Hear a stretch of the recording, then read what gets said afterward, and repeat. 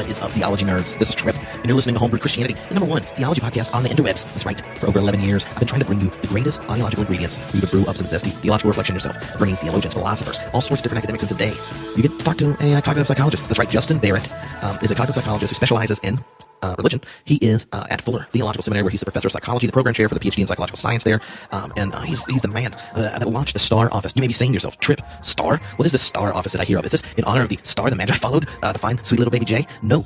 This is the office for, get this star right here, Science, Theology, and Religious Initiatives, and it works to help develop projects at the nexus of sciences and Christian faith and all that kind of stuff. I actually got to go hang out there with Justin and learn about some psychological science in a project called TheoPsych, which do hear more about in a couple weeks because I recorded some interviews there. So all that to say, Justin Barrett, been reading him a long time. It was totally cool to get to talk to him and then get to hang out with him while I was there, and that's why I thought I'd say, if you are one of the listeners who is a professor, right? Like if you're teaching somewhere and you would like to go this summer and hang out for 2 weeks in Pasadena, you get all your expenses paid, you'll get a stipend and the opportunity to apply for really sweet grants. If you want to do that, then you should consider doing it because it's fun. You have to apply by the 15th of November. You go to theopsych.com. That's right. You could, no matter where you live in the world, if you are an early or mid-career teaching position in something related to theology or psychology and you want to do some research on those intersections, then go to theopsych.com. Check it out, and you can go to Pasadena, which is a beautiful place in Southern California and Los Angeles. And you get to hang out with Justin Barrett, who you're about to hear from. All right. Now, before we hop into this episode, I wanted to say 2 things. Number one on the list of the 2 is I finally have internet in my house that works in Scotland. We just moved here, and I'm mostly figuring out how things work in my office. So if you want to hop in on the systematic theology class, and a lot of excitement that's happened for the members group of Homebrew Christianity, the community of people who not only listen but support this podcast, then now's the best time to do it. Go to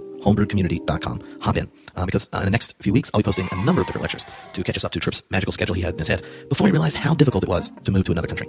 But since this podcast is not about the trials and tribulations of moving from the United States to Scotland, I will not tell you point by point of all the things I've learned. But if you are doing that move, you should let me know, and I can give you some advice.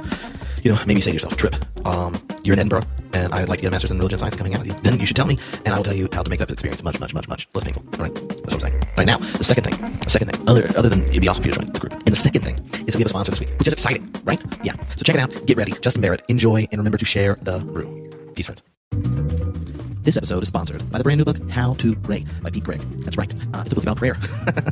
Pete is one of the founders of the 24/7 prayer movement, been going over 20 years, started in Europe, and he has this vision of prayer in pop-up prayer rooms that covered over 120 countries. And in this little itty-bitty book, he provides some very simple advice, a guide for normal people that are wrestling with prayer. Because here's the thing. It may be one of the most natural, necessary, and wonderful things you can possibly do, but that doesn't mean it's immediately easy. In the book, How to Pray, it'll help you deepen your relationship with God, experience more peace, get better at hearing God's voice, deal honestly with disappointments about unanswered prayers, and maybe even experience new breakthroughs, new depths, new spiritual moves in your soul and such. Anyway, check out the book. Use it on your own or together with a free online 8-week video series called The Prayer Course, which is conveniently at prayercourse.org. How to Pray is already a bestseller in Europe. Now it's available elsewhere if you use the code HowToPray20, no spaces. HowToPray20 at navpress.com. You'll get an extra 20% off. That's it. That's all you have to do. Yeah, it is. Use HowToPray20 at navpress.com. It's good through the end of October 2019. So hop on it. Hello, Homebrew Christianity listeners. This is Trip, and today on the podcast is Justin Barrett, a man who I have talked to in my head after reading quite a bit of his work, but never in person, so I'm pretty pumped. How are you doing, Justin? I'm doing great. Glad to be here. All right. So we're going to be talking about cognitive science and religion. And maybe before we jump in, I would love to hear where your own story began as a person of faith and as someone intellectually interested in all the disciplines that intersect in this conversation. Sure. I guess I grew up in a family sort of faith tradition that I think probably leaned toward what you might call fundamentalist. Maybe not all the way there, but certainly trending in that direction.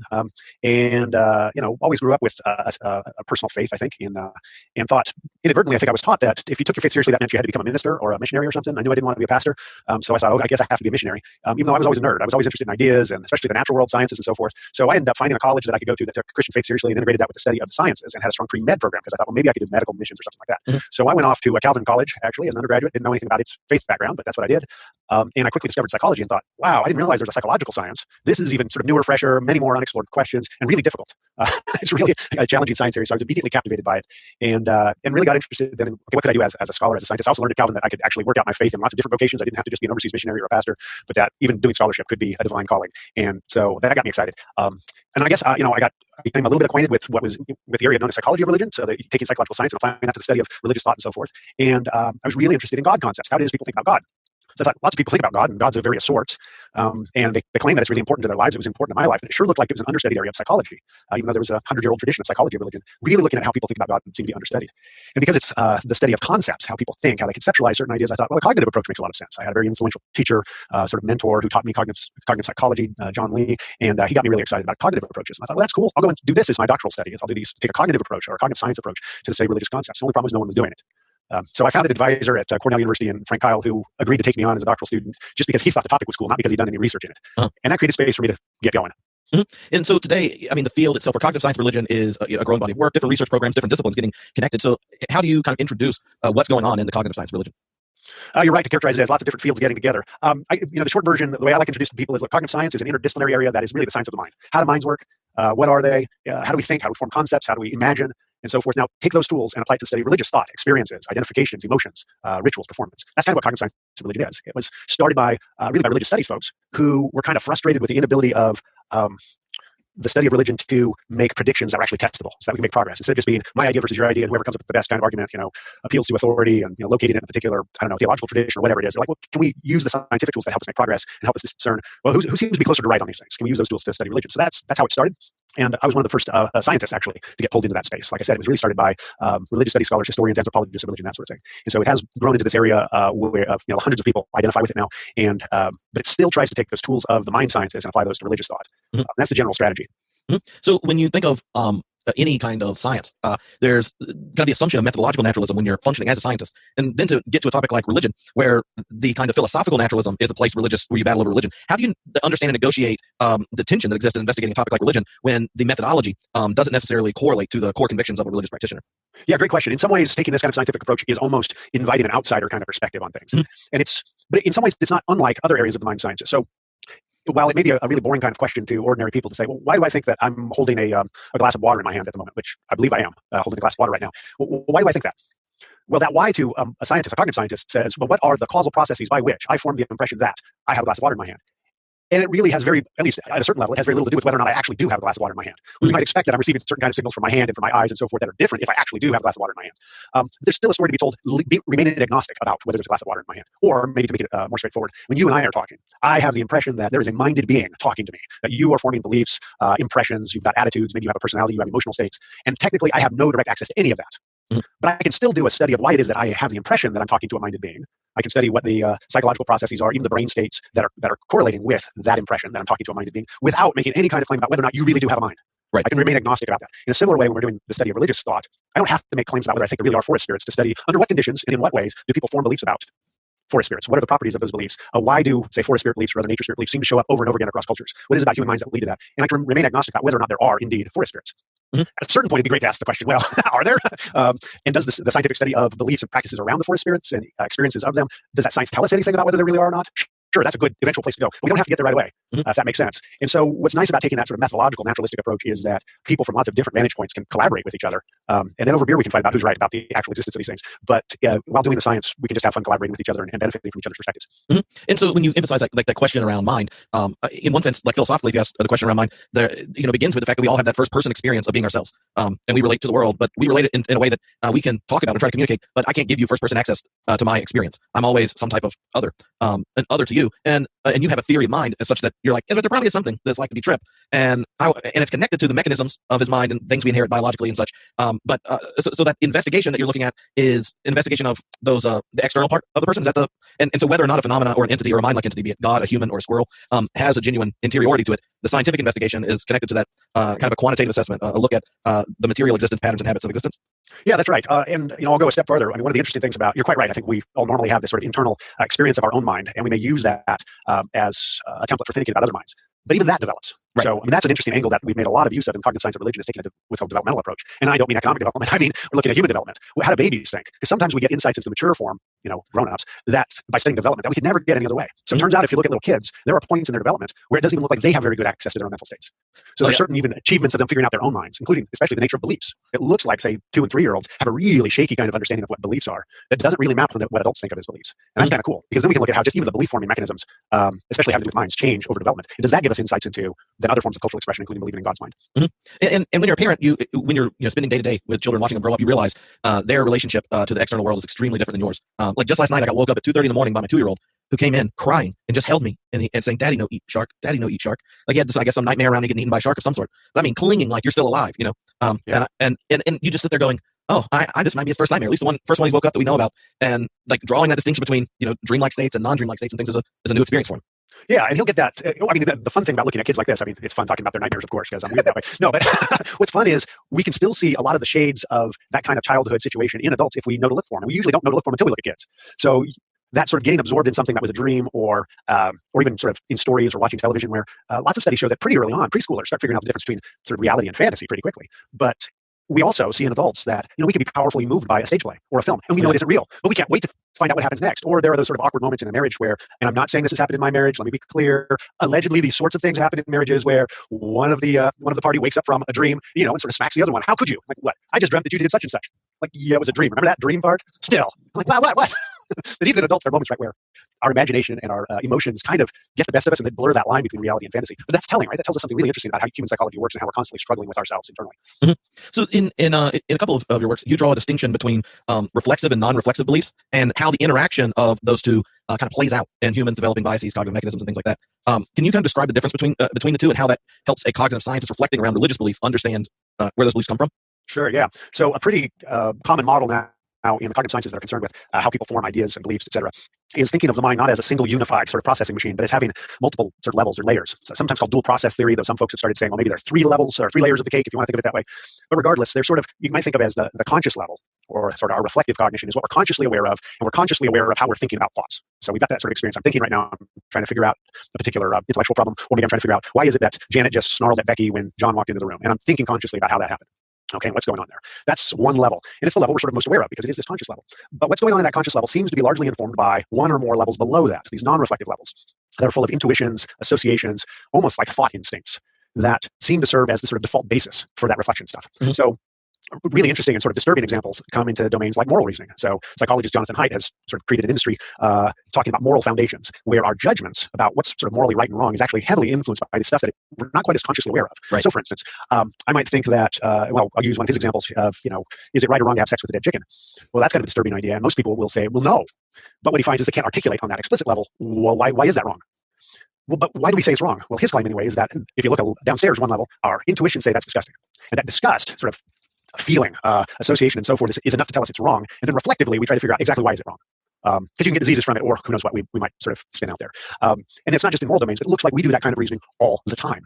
That is, in lots of our day-to-day decision-making, we are backfilling explicit beliefs on top of really our intuitions, or our non-explicit, non-reflective. I sometimes call them non-reflective beliefs. Belief is a little tricky there. They're more attitudes, instincts, intuitions, associations. Okay, so you've got these multiple levels of conscious awareness interacting with each other. So how does that relate to religious cognition? Well, it looks like if we start studying, well, what's in that kind of intuitive, not so conscious level? We have lots of intuitions about things like the natural world looks purposeful and designed, for instance. We may not be aware of that moment to moment, but really clever experiments that Deborah Kellman from Boston University has conducted with children across cultures, with adults under certain experimental conditions, shows that, or at least strongly suggestive that, we have this natural propensity to see design and purpose in the natural world. If a child sees a river, they automatically think, well, the river is for something. And that's probably why it's here.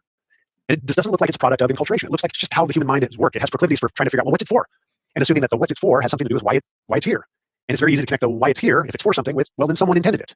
Because that's usually how things go. If something is for something, it has a purpose. Well, someone purposed it. And there's a mind behind that.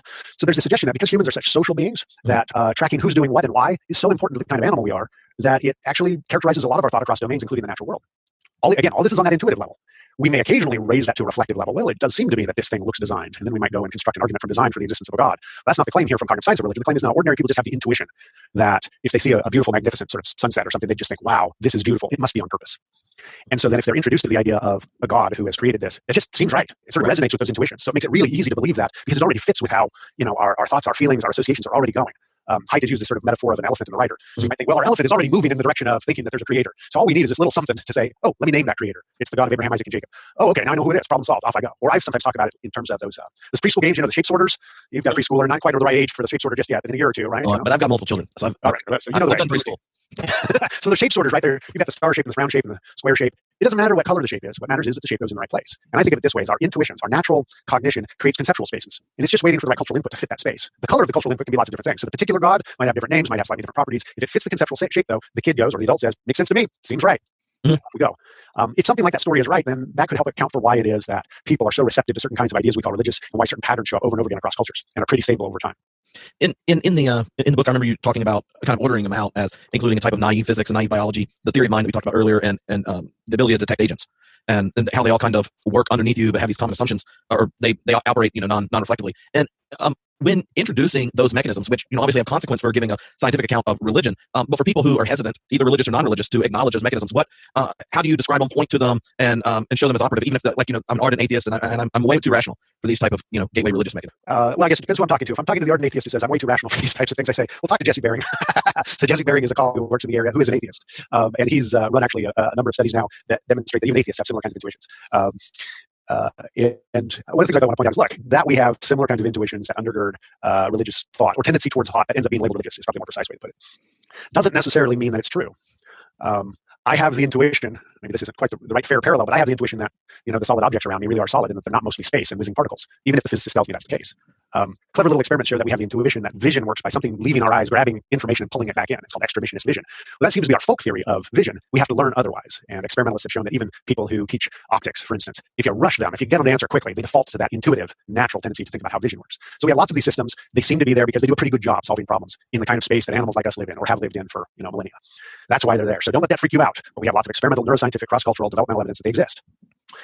And that you need not draw the connection that, and therefore you must believe every single one of their outputs. Mm-hmm. That is not the right conclusion to draw. I do think there's some interesting philosophical issues around which conclusions should you be drawing from them? But it's not a simple one-to-one. That would be some kind of a genetic fallacy or a kind of thing where we just say, oh, well, this is how we naturally do it, therefore it must be right. Well, no, that doesn't follow.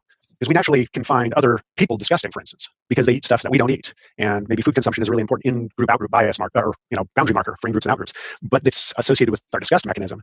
And so that makes us find people disgusting. Well, that's not right. And we should override those types of things. Just because you eat stuff that I would never eat, that doesn't mean you're disgusting. It just means your eating habits are, after all. Okay, I don't know if your eating habits are or not. I'm just, just an example. But, oh, no, and that's something that, changes, right? Like when I lived in LA, I was an adventurous person and ate in all sorts of places. And then on occasion would discover exactly what part of the cow I was eating and get grossed out, even though there's technically nothing gross about it other than we didn't eat that in the South.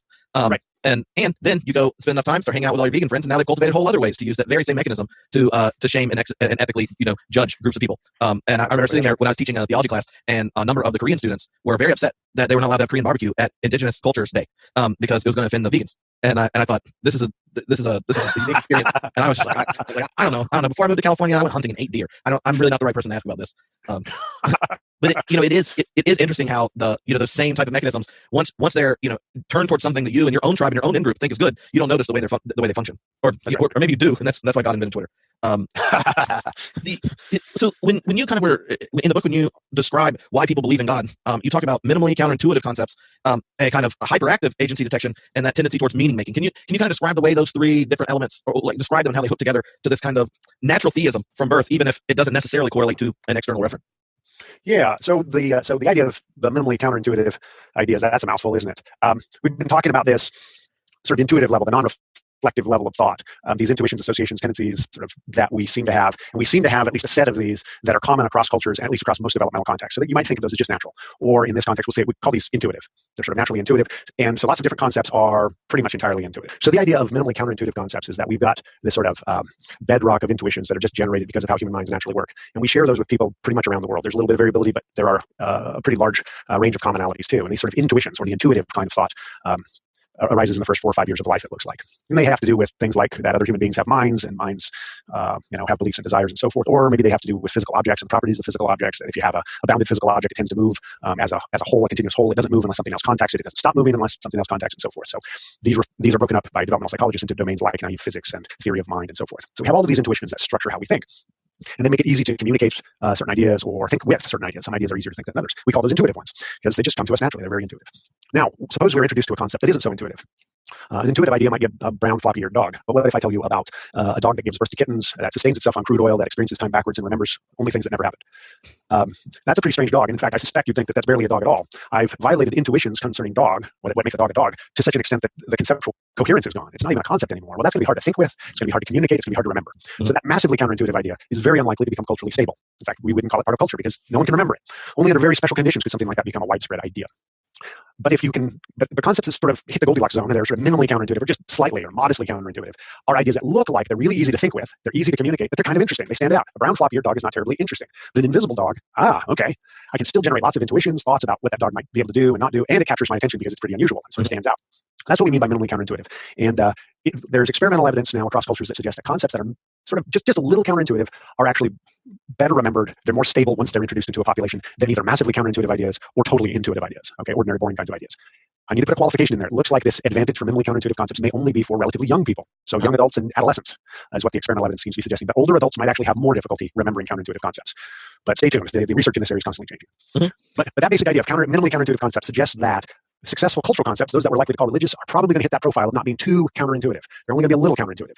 So that suggests that the ordinary religion that people, you and I, in our day-to-day lives, not as theologians or something like that, the ordinary sort of religious concepts that we have and use are probably going to be a lot less theologically fancy and counterintuitive than the kinds of things that theologians talk about in divinity schools. And so there may be something really misleading when you're doing comparative religion kind of work or that kind of thing, where you're talking only to experts, because those experts may have really worked hard to move past their intuitions to develop really sophisticated and nuanced kinds of theological views. Those are unlikely to be the kind of sort of theology on the ground that ordinary people are using.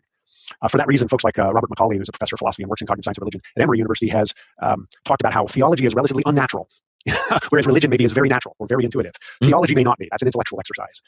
So comparing religion and science for that reason may be misleading, because science is also very counterintuitive, very unnatural, and sort of exists on another sort of conceptual level. So for him anyway, theology and science ought to be put in dialogue or in comparison with each other. And religion is more like folk science. It's what we use in our day-to-day life. And so when you think of religion, something like a folk science or whatever, like when we look at religion psychologically through the evolutionary history, I think there's there is that ongoing debate as to whether religion is a spandrel or a byproduct in the evolutionary process. But before even talking about that, I think it might be helpful to talk about how when you're describing these different cognitive mechanisms, the mechanisms are selected not because they get at reality, but they get our genes in the next generation. Like how, as a scientist, you reframe thinking about anthropology or the mechanisms of being human cognitively from kind of those natural assumptions that might come in from a naive religious view, where we're made in the image of God, so obviously we think about gods. Yeah, it does take a little bit of code shifting. So when I'm trying to engage the scientific literature, I do try to think in terms of, assuming that something broadly like evolution by natural selection is right, then what might we expect human minds to look like? And let that generate some hypotheses and some inquiry in terms of looking at, what are human minds really like? Does that challenge those that operating theoretical assumption? But you're quite right. One of the, I think what an evolutionary perspective suggests is that human minds, from that perspective, what they're really for, if you can talk that way, we use that as shorthand anyway, is getting our bodies in the right place to successfully survive and reproduce. Bodies that did that effectively are those that are going to pass on their genes more so than others. And so whether or not they're actually getting things right in terms of factual accuracy is a secondary consideration at best. You might think, if your mind gets things systematically wrong all the time, then you're not going to survive. Well, maybe, but that's actually not entirely obvious. And the mind isn't a single unified thing, it doesn't look like. It looks like it's got lots of sort of gadgets for solving specific problems.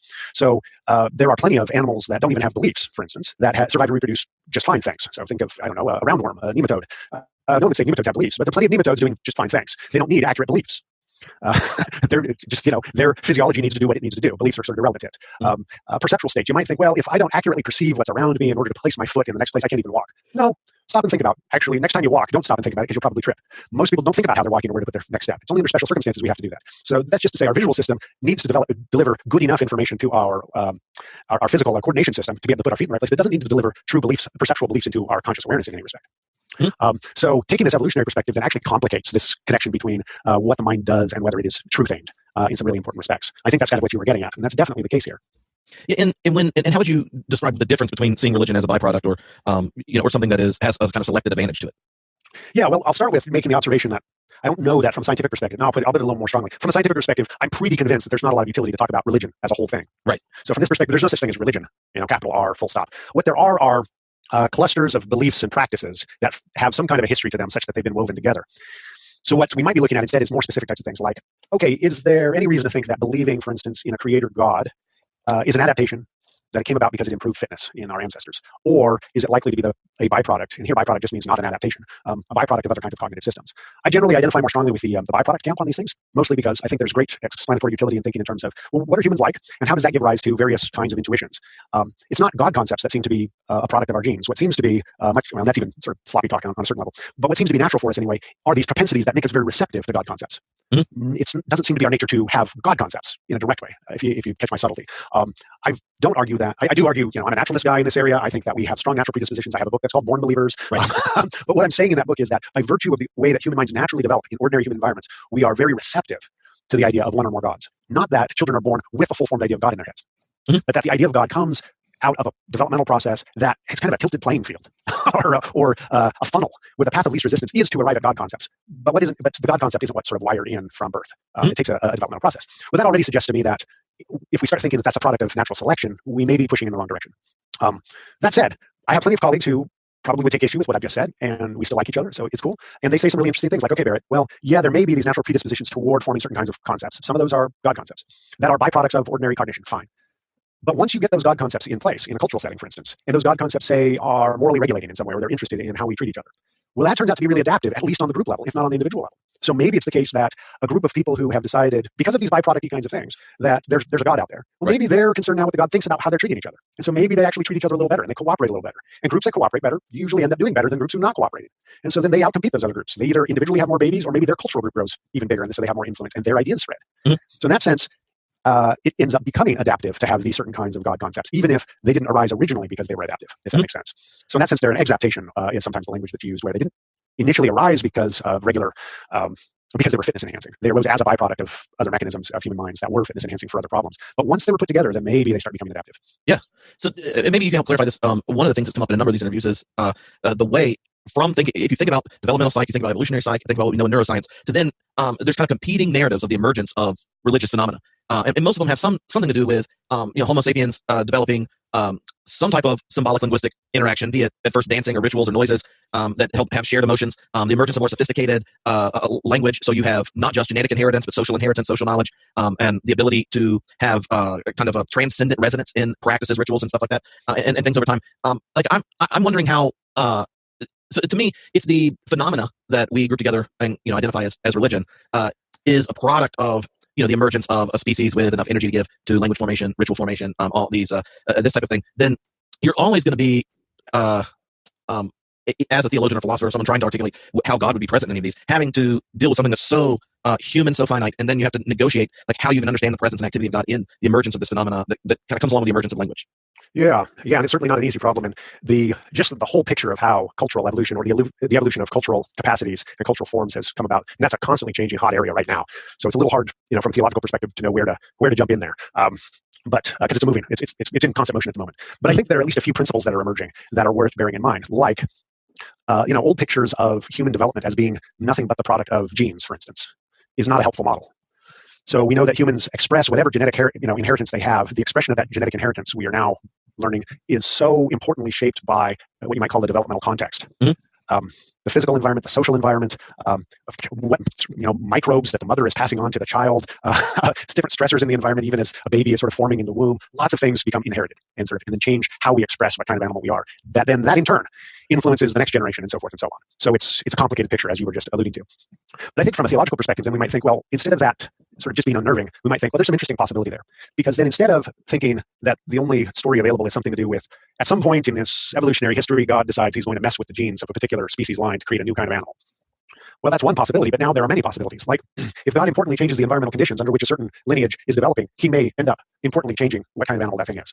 Mm-hmm. Or merely by engaging on a personal level, an interpersonal level with someone, or a small number of someones, you may fundamentally change the kind of thing they are. So you mentioned language. Language is a good example. It looks like we've got strong natural predispositions to acquire language. Nevertheless, it remains the case that it looks like you have to be exposed to language, or you never develop a full-bodied language. Mm-hmm. Well, and it looks like in some of our areas of, say, theory of mind, understanding other people's minds, their emotions, and so forth, that looks like it gets tuned up in interaction with honest to goodness other people. All of this is to suggest that even if you've got natural dispositions in a particular direction or natural propensities, they may need triggers out there in interaction with others.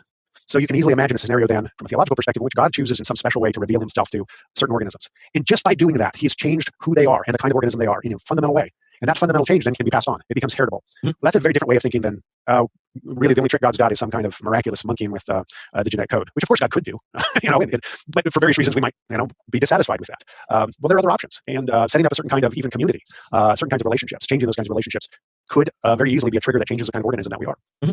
So when you think of religion, but then think of how religions have always told cosmologies. They have these big stories of meaning and purpose, and our relation to non-physical entities, our relation to our own death, these type of things woven in it.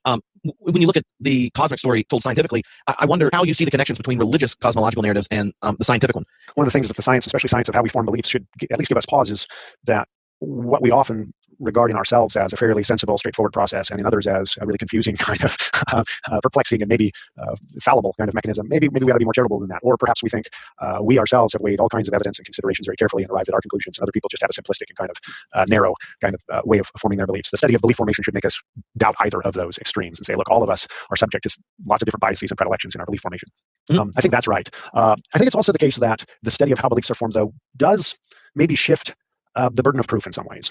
Once we move into intellectual spaces. And I know some philosophers may not be happy with this, but I know that others would be very happy with what I'm about to say. But it does seem to me that there are good grounds for taking, at least at face value or as prima facie sort of justified thinking that resonates very closely with how our minds naturally work, and to maybe even privilege those kinds of things that can be demonstrated to be very intuitive, and especially those that do not seem to be purely a product of cultural or individual particulars. So back to minds, for instance, it seems that it is an entirely intuitive and natural process to think that other people have minds. Well, it seems to me then that we are entitled to believe that there are other minds out there in other human bodies, maybe especially, to take that for granted, to take for granted that they have conscious states, that they have beliefs, desires, and so forth that work in certain ways, and that it's the person who wants to deny that fact that has the higher burden of proof. They have to provide more evidence than I do, because if my mind is working naturally in the ordinary circumstances under which it should be, and it appears to be functioning properly, then its deliverances, I should at least give the benefit of the doubt, it seems to me. Well, does that extend to things like thinking about the cosmos?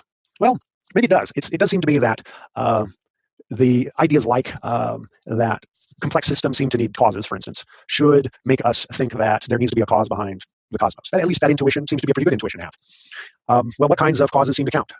Multiplying universes, to do the multiverse kind of thing, really looks like ad hocery at a certain point. It really looks like an intellectual move that is counterintuitive, and so it needs to have substantial evidence, it seems to me. But positing an intentional mind, well, actually that looks like that's the intuitive way for humans to go, to say, no, a minded being is behind all this stuff. Our research seems to suggest, ours in the cognitive science of religion, that that's actually pretty intuitive. So I think prima facie that's on safer ground, or at least the burden of proof isn't as great for that. Now, some people are going to hate that idea, but I think that's partly because we've been conditioned up in our particular cultural context to say appeals to persons or intentional beings, that's not okay. Those are the things that need lots of extra evidence. And I'm not sure that's right. I think that's actually sort of a little bit of an ethnocentric kind of bigotry that's developed, in part because the modern science has used that as an operating principle, often an unspoken principle, but as a principle, and to a great extent. And so then you might think, well, that's grounds on which to start saying, well, then we keep these sort of agent kinds of explanations, gods and so forth, at arm's length. But I'm not sure that's right. These are complicated issues, but and the mind sciences, I think, especially in this area in belief formation, are young enough that we should probably exercise considerable humility at this moment. Yeah, well, I mean, I actually think that's really helpful because it even changes the way, or maybe put it this way: how does your confessional location change your own intuitions of the same data to some of your peers? Like, at what point in interpreting the cognitive science of religion does your own firsthand experience that you would identify as like a connection to the divine and such impact the way you understand the science? Yeah, it certainly is going to, in lots of different ways. It's going to guide what questions I think are worth asking, what kinds of methods are worth using, what explanations and interpretations seem to make sense. That's going to be happening all the time, even if I'm not explicitly aware of that. I think that's one of the reasons why, especially when we're doing the science stuff, that we have good, lively interaction with other people from other perspectives, and we're refereeing each other's ideas and challenging each other. I think that's part of the process. That doesn't mean we give up on our ideas. It just means we make sure that we present the best version of our ideas in a fair way to other people who may be inclined to disagree with us, and we take their concerns seriously, at least as seriously as we can. As I work in this area of cognitive science of religion, I think that being sort of an insider, being a person of faith and grown up in Christian tradition, it does give me more data points, in a sense, right? I, in a way, have firsthand access to the way that religious people think, the way that our ideas develop, the tensions that we feel between, say, our theology and our sort of lived faith. And for me, that's been really helpful. Actually, one of my first set of studies in this area was looking at the distinction between our stated theology, stated concepts of God, and the kind of concept of God we use in real time. And a big part of that was born out of my own experience, right? That there are certain properties of God that I affirm, like that God is omnipresent, is everywhere all at once, and has an infinite kind of attention. Right? I theologically affirm that that somebody on the other side of the world right now can be praying to God at the same time that I am, and he can fully attend to both of us at the same time. Right. But I can't conceptualize that. And so I realize that in real time, I imagine God in a much more limited kind of way. And that's just part of my lived religious experience. Well, that's also an interesting cognitive insight. It's insight into how human minds work. And so my first studies were trying to demonstrate that really we do have multiple levels of how we conceptualize God, and they're not necessarily operative at the same time, which means we can have different God concepts. And that has led to some interesting follow-up research by other folks looking at things like why it is that certain theological teachings, maybe that a pastor gives, just don't seem to penetrate. Why is it that pastors preach over and over again about grace to no end? Because grace is actually really difficult for us, it looks like. We distort it, we transform it at every move, because at least God's grace is such a radical idea compared to sort of our human dispositions that want very clear tit-for-tat kinds of reciprocation and stuff, and I get what I deserve and I don't get what I don't deserve, and certainly that other person over there should get what they deserve. And there's something radically counterintuitive about grace, it seems like. Well, I wouldn't notice those things if I hadn't been an insider, I suspect. At least I'd be less likely to. By the same token, I think that there are some observations that outsiders make that those of us who are insiders are a little too embarrassed to make sometimes. And so that's why it's really great to work in a field that actually has both, for what that's worth. Oh yeah. No, I mean, I think it's helpful, and in the same way that if you are a theologian, you interacting with people of other religious traditions and those outside of religious traditions is extremely helpful. And if for nothing else, then just to realize how weird we are, right? Like, I think it's a hangover from Christendom. But when you identify a first century Hebrew as the image of the invisible God, knowing how big this cosmos is and how long it's been, that's like pretty crazy. And if you grow up in the right community, that's like the most obvious truth, because you've never met anyone to doubt it. I remember growing up in rural North Carolina, where religious pluralism was what type of Baptist you were. Exactly, yeah. And so a lot of times I think just having conversation partners with very different starting assumptions and intuitions is extremely helpful, and an asset. And the other part of it, I wonder, is is how the study of cognitive science and religion, like what kind of advice would you give parents and church leaders if they wanted to do spiritual formation in such well? Oh, wow. It's a little soon to tell, but I guess my general advice goes along a couple of lines. One of those, let's focus on children. If you want to pass on, say, the Christian faith to children, I think one mistake to avoid is assuming that kids are dumber than they are. We often seem to have this assumption that children can only think of God as an ordinary human being. That big concepts like God being a super powerful creator, knowing everything and that sort of stuff, that's just too hard for kids. So I'm just going to tell them good moral Bible stories. I think that's a mistake. I think we're getting experimental evidence that kids actually may have more natural ability to grasp some of these fancier God concepts actually than adults, because they haven't learned bad habits yet. They haven't gotten concrete in their thinking yet. Just like kids have more natural sort of ability to learn how to play musical instruments because they can hear actually better than adults. They have more openness in their ability to tune their auditory system, which helps language acquisition and music acquisition. In some ways, they have more openness in their theological flexibility when they're young too. And so shutting that down too quickly probably is not helpful. Go ahead and challenge kids with the fancy big concepts. Encourage them to think not only about God in terms of what God wants you to do and not do, but in God's properties and what God is doing and not doing. I think so. That's one encouragement: is don't undersell kids too quickly, and don't give them our problems. Just because something's hard for us doesn't mean it's going to be hard for kids. So there's that. I think that more generally with adults and kids, it's helpful to be aware of what really is what we've been calling intuitive or natural as a foundation to build upon. And this would apply to sort of missions as well. What's the common base that we have to build upon just as human beings in terms of our intuitions?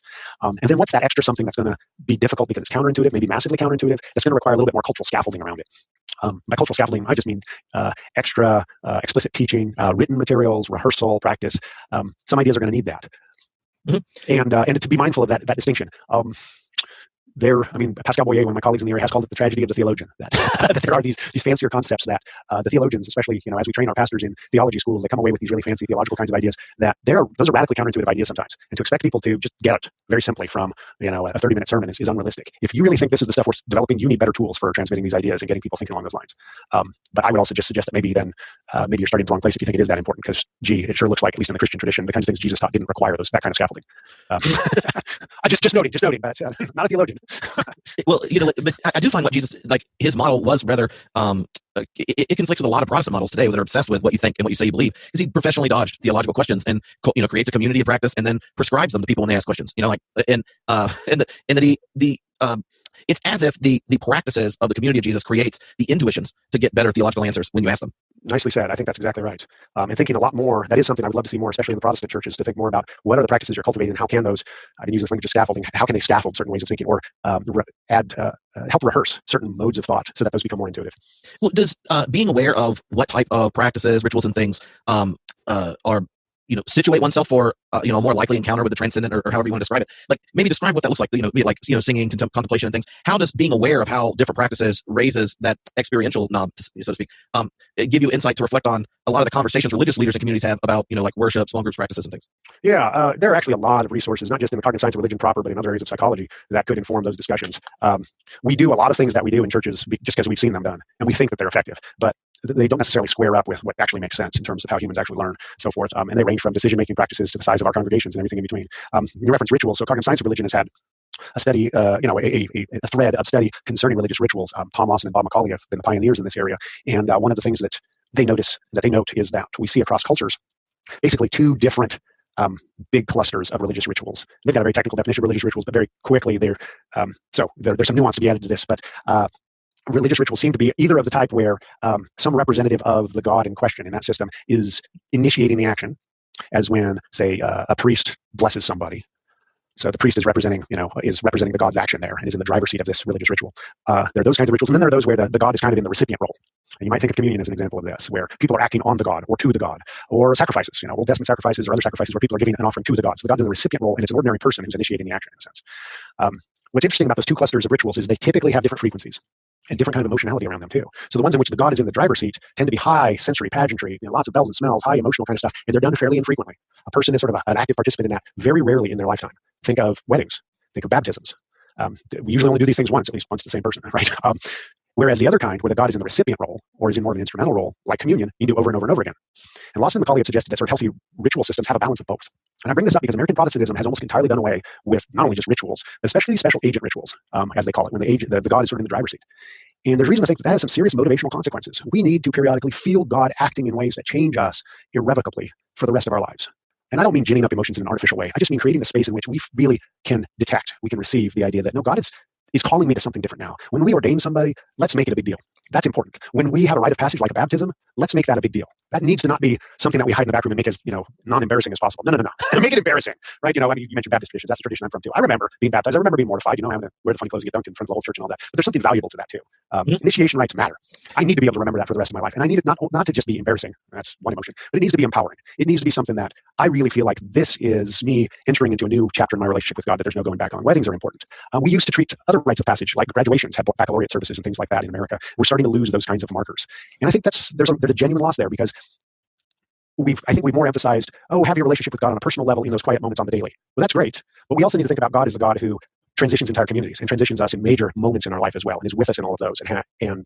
I think going through those rituals, because they're so embodied, they're so emotional, they stimulate reflection and what's this all about. Those are going to change the way we think about God and our relationship with Him as well. Mm-hmm. Definitely, and this changes, I think, a lot of the conversations I've had with ministers and with churches, even about for example, like weddings. Those are things where people who don't participate in a religious community then want to hire out a minister to perform a function because they know this commitment is something deep and sacred, and so I want you there. But can we do it not at the church, not with the community of faith, and that kind of thing? And I think those are in baptisms can function that way when in traditions that do infant baptism, where the religious community is now the sacrament is taken out of the community itself. And what's interesting to me, and I haven't read the research you're referring to, but just the immediate observation to me is that in those high sensory experiences that are less frequent, where in a sense the community itself is performing the divine initiative, and it's a transformational act on the recipient, be it the baptized person, the couple that's being wed, the ordination, those types of things, or confirmation, transition in life.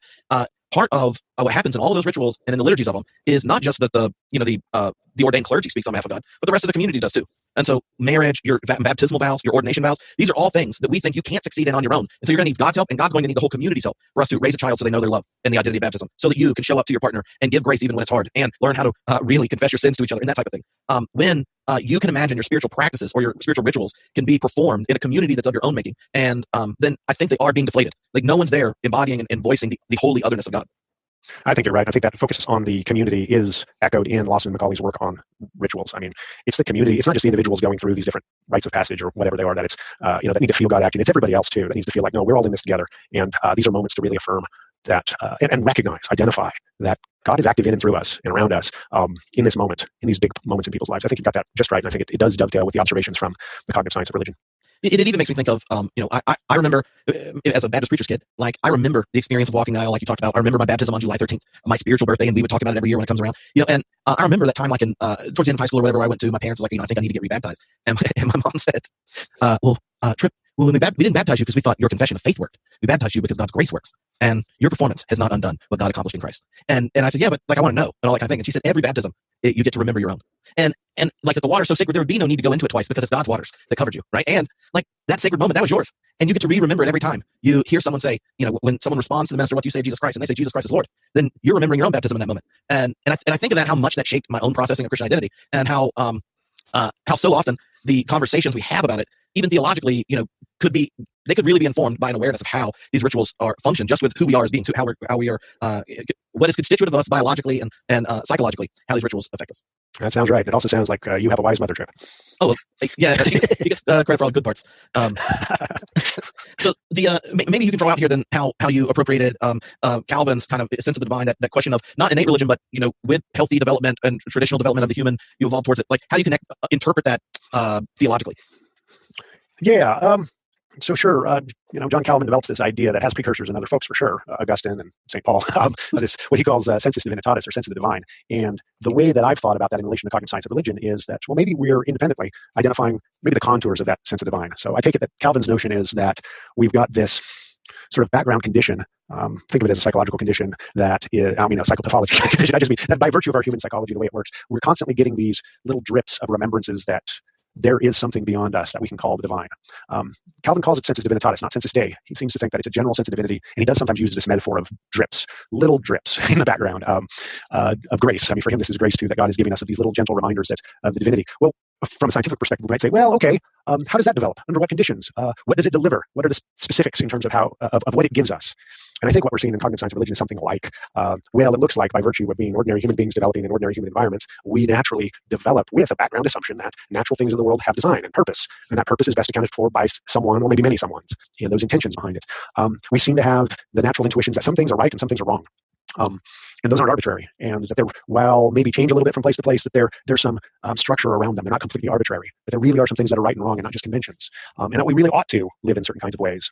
And it's very easy for us to connect that idea of someone behind the natural world with that someone being interested in us living into those rights and wrongs in certain kinds of ways. That things happen in this life for purposes as well. It's not just that the natural world has structure that to carry out certain purposes, but that things happen for particular reasons, maybe especially dramatic instances of fortune and misfortune. They communicate to us that there's a bigger plan or a bigger design out here. It's difficult for us to think of our own lives as meaningless.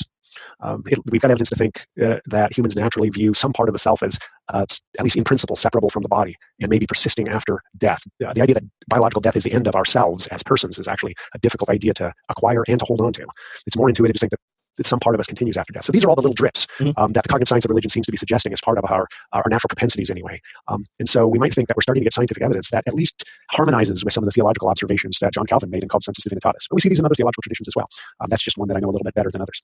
Yeah, and so one of the things that comes to mind, like the way Wolfhard Pannenberg wrestles with that, is he draws a distinction between a natural, like religion being inherently natural and all that kind of thing, to he calls it a non-thematic knowledge of God, in the sense that the structure of the human is one who has been addressed, and so these cognitive mechanisms develop and things like that that lead to are underneath the phenomena of religion, is that the human is one who experiences and interprets the world as a species addressed by the ultimate of some sort. And I wonder, like, how in that dichotomy then the history of how does it change the way, let's say, you read the Hebrew Scriptures? So if you think of the concept of God in the story, you see transformations over time and changes, like the character of God, not God's character like internal character, but like the literary character of God in literature of the Hebrew Bible is, we're getting more clear about who God is or whatever, that there's a sense that there's, in our biological hardware, there are receptors, but the concept of God that needs clarity in a particular history over time. So through God's covenantal investment in the history of Israel, you eventually get the context to even understand the life of Jesus as, making flesh the nature and character and will of God, something like that. Like, how do you see the theological category of God's self-thematization in history, when you start to think of particular cultures having religious trajectories using, the same biological hardware?